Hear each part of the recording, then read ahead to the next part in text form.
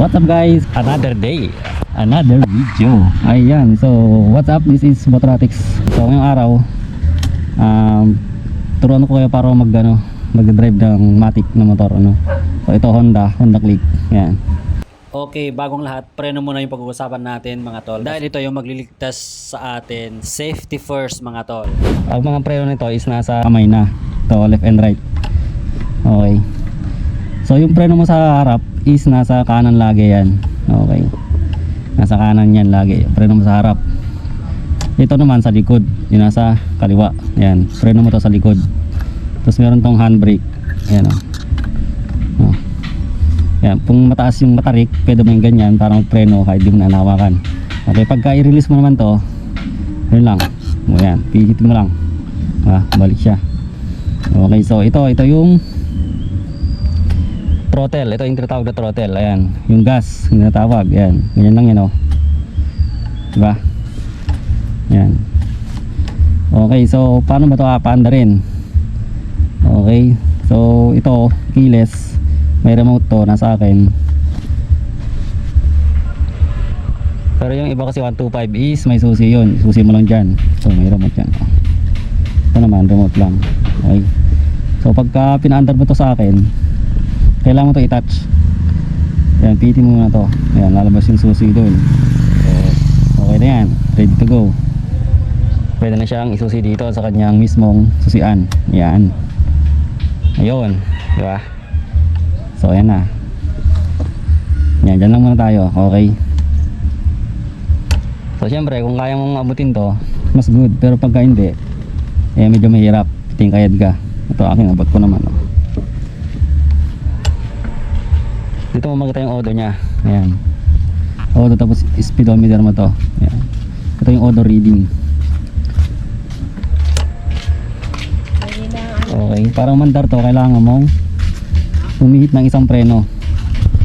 Ayan.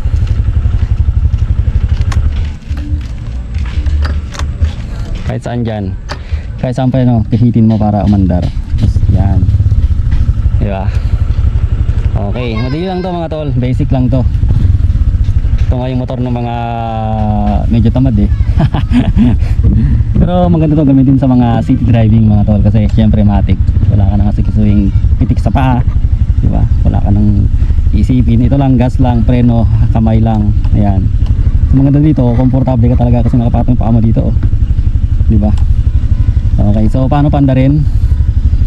Ito palang mga matic na motor is gumagamit to ng belt. Hindi na, wala na yung kadena, hindi na yon. Belt na ginagamit nito, CVT kung tinatawag. Okay, ayan o. Ayan, tong lit pala, wala rin tong kickstarter no. So battery operated na to. Ayan, nagkaalaman din yan. Ito yung L filter, tapos ito yung CVT yan, nakatakip dyan. Ayan, nakatakip dyan eh. Ayan, yan yung pan-transmission nya dito. Yan, okay. So pinapaandar to ng belt. Alam mo naman pagka belt, pagka gawang Honda, yung matibay talaga yan. Basta gawang Honda mga tol, quality yan. Okay, so paano to aandar? Ang gagawin mo lang, gasan mo lang itong gas. Yan o, pihitin mo lang itong gas, aandar na yan syempre. Okay, so bago ka mag-drive nito, dapat marunong ka magbalanse ng katawan mo. Okay, o marunong ka mag-bike, ganun. Okay, pero tatayo pa rin naman to kahit di ka marunong mag-bike. Basta marunong ka lang mag-balance, aandar naman to. Naka-accelerate na yung motor. Okay, o pitin mo lang, tandaan mo lagi, preno mo nasa harap lang, left and right. Ayan, left, right, ayan. Ito sa harap, ito sa likod. Okay, so tara, let's go. Okay, excited ba kayo mag-drive ng matic? Ito na. Ayan o, pihitin mo lang to andar na, di ba? Wala kang pagka umandar na, taas mo yung paa mo. Okay na, napakadali, basic, di ba? At saka na pupunta. Pero bago ka mag-drive at lalabas sa city or kung saan mang lugar kayo, kailangan meron kayong lisensya. Syempre dapat magkaroon kayo ng lisensya muna bago kayo mag-drive ng mga ganito, mga motor. Okay, kasi required na yan ng LTO. Alright, pero siguro pagka sa loob ng subdivision pwede naman, pero mag-ingat-ingat lang syempre. Kasi pagka bangga ka, wala kang laban, wala kang lisensya. Okay. Ayan. So, ang dali lang, di ba? Ayan lang, tingin ka lang kung saan ka, tapos tingin sa malayo. Ayan. Tingin sa hinaharap. Ayan, ganyan lang, kadali, pag preno ka, preno lang sa harap. Yung kanan lang, preno sa likod. Kaliwa, di ba? Pagka pahinto mo naman, tigil ka lang.